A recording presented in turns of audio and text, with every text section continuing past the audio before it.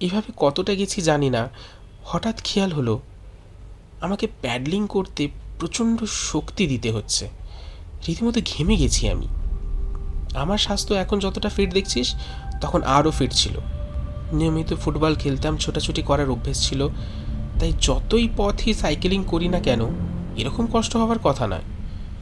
তবে হলো কি, মনে হচ্ছে যেন 3-4 জন একসাথে আমার সাইকেলের পেছনে বসে আছে, কিন্তু আমি তো কাউকেই পেছনে বসাইনি আজ।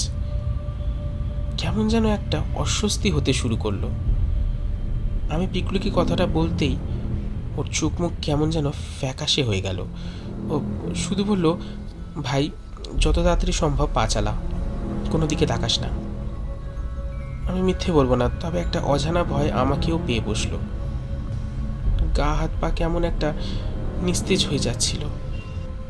তবু যত শক্তি আছে সবটা দিয়ে প্রাণপণে সাইকেল চালাতে শুরু করলাম। এমন সময় পিকলু বলল, ও কি, তোর সাইকেলের সামনের চাকা ওরম উঠে আসছে কেন?